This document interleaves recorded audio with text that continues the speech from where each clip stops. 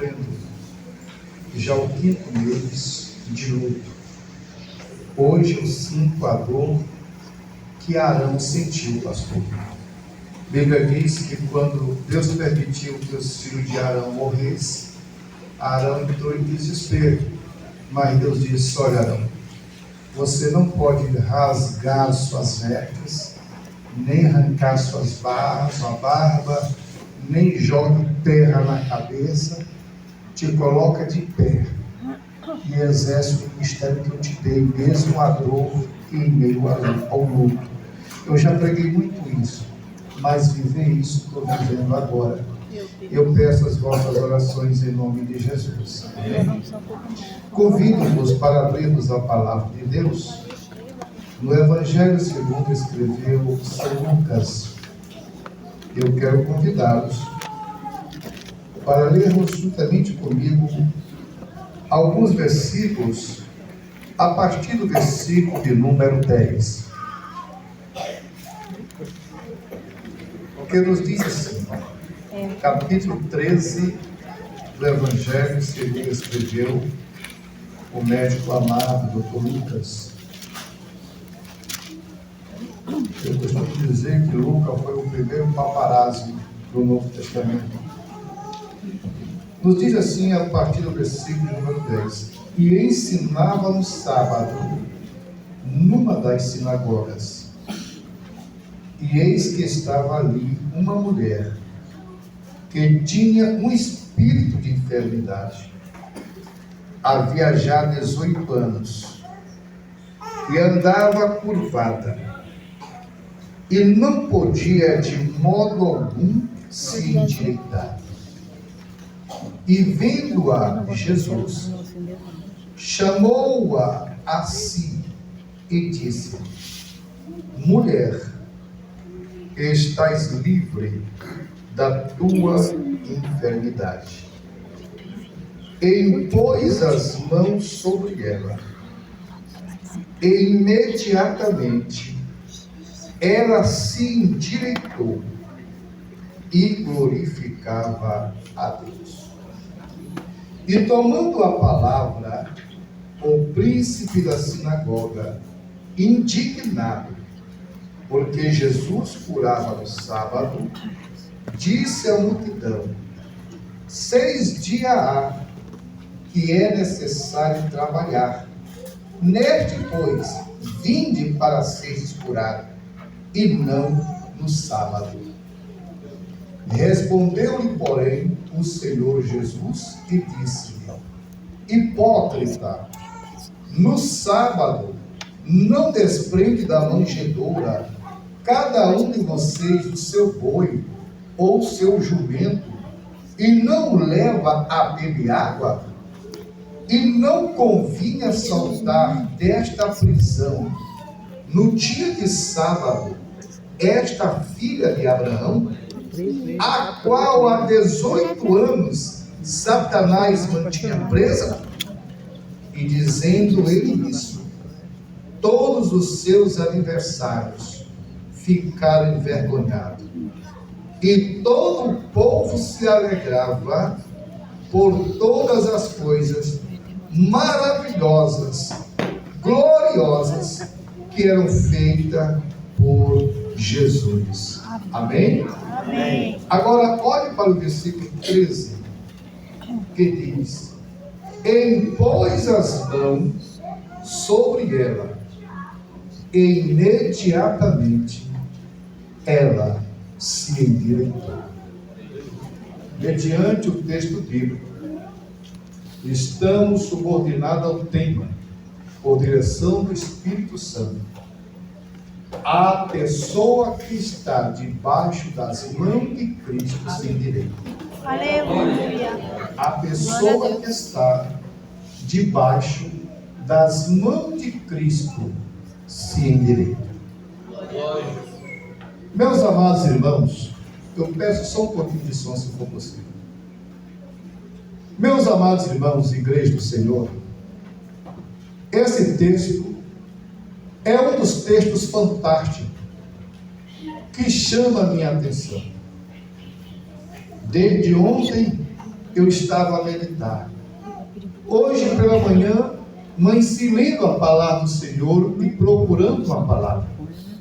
Eu até conversei com meu filho Wellington, e eu disse, seria bom que eu pregasse nesse tema, seria bom que eu pregasse nesse outro, seria bom que eu pregasse nesse aqui, e foi surgindo alguns pensamentos, mas o Espírito Santo falava ao meu coração, que eu deveria ministrar esta noite nesse texto, porque ele queria falar, e ele quer falar, com grandes e pequenos, com ricos e pobres, com sábios e ignorantes, com aquele que foi alfabetizado e aquele que não teve a oportunidade de frequentar alguma escolaridade.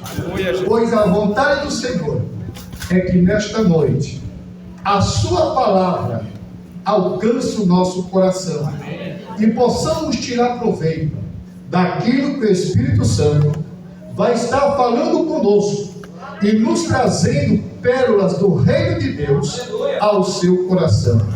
Eu quero que você entenda que não importa a maneira como você chegou, talvez a tua dor seja maior do que a minha nesta noite, haja vista que durante todo o ano nós estávamos na expectativa de nos encontrar nesse mês de novembro com a minha filha Iranilce, que foi barbaramente assassinada pelo seu esposo em Portugal, aonde ela gritou e gemeu, e os pais não puderam ouvir o seu clamor. Mas a mão de Deus, mesmo em meio à barbaridade sofrida por ela e por toda a nossa família, Deus estendeu suas mãos, dizendo, estou presente nesta situação e eu vou também te ajudar a carregar esta carga. E talvez a tua dor seja maior do que a minha, mas você vai sair nesta noite mais leve do que uma pena, porque Deus vai soprar o seu Espírito de forma maravilhosa, e você nesta noite voltará a falar em línguas estranhas, a dançar no Espírito e a ser impactado pelo poder da palavra de Deus, a semelhança de Arão, mesmo com a dor do luto. Mas estou aqui nesta noite como homem profeta de Deus, para trazer os oráculos de Deus ao teu coração. E a mensagem do Senhor para nós nesta noite é: quem tem ouvido, ouça o que o Espírito Santo vai dizer nesta noite para a igreja do Senhor. Aleluia! Bendito seja o nome do meu Deus. Lucas está registrando, diferente dos demais escritores, diferente de João, que recebeu as revelações do Apocalipse por visão, Lucas teve que pegar pastas, cadernos, canetas, digamos assim, e foi atrás das pessoas que conheceram Jesus. Ele teve um trabalho mais árduo, ele teve que entrevistar pessoas, ele teve que indagar. Me conte melhor essa história. Ele teve que ir na casa de pessoas novos e velhos, pessoas que havia conhecido, visto e que estiveram nesta sinagoga, e as pessoas foram relatando, e Lucas, inspirado pelo Espírito Santo, pois a Bíblia diz que nenhuma parte da Escritura é de peculiar ideologia humana, mas que homens santos, inspirados pelo Espírito Santo, as escreveram. Então o Espírito Santo trabalhou na vida das pessoas que viram Jesus, que conheceram Jesus, e fizeram elas se lembrar de tudo que aconteceu nesta sinagoga. E nós que não tivemos a oportunidade de estar lá há 2000 anos atrás, iremos ouvir pelo Espírito Santo nesta noite como foi este culto na sinagoga no dia de sábado. Em primeiro lugar, Lucas começa a tratar de uma mulher judia, uma mulher que foi criada pelos seus pais, pois os judeus tinham por costume carregar os seus filhos para a sinagoga para serem ensinados. de 1 a 5 anos. Ele tinha um departamento infantil.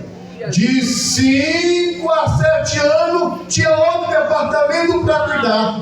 E de 7 a 12 anos, o filho judeu tinha que conhecer, pelo menos no mínimo, quase que por decorado, os 5 livros de Moisés. E aos 12 anos fazer sua confissão de fé.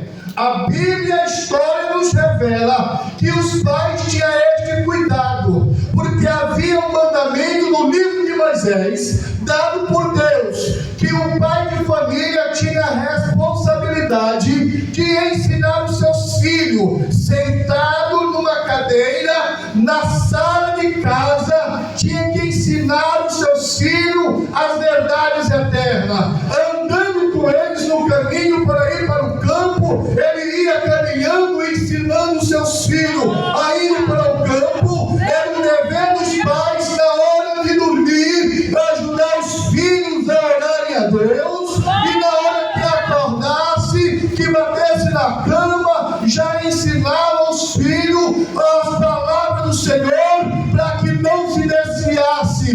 Por isso que Salomão ensina a criança no caminho que deve andar, e quando ela envelhecer, não se esquecerá deste caminho. Diferente de hoje, que muitos de nós, os pais, colocamos as responsabilidades nos ombros dos pastores, do professor da escola bíblica, do vizinho, de uma creche. Eu aprendi desde cedo, quando ainda era um rapaz, que é responsabilidade minha como pai, e a minha mulher tem a mesma responsabilidade de ensinar os preceitos do Senhor, para que nossos filhos conheçam o nosso Deus, para quando nós partirmos deste mundo, os nossos filhos não se perder, mas continuar levando a palavra de Deus, servindo ao Deus verdadeiro e dizendo: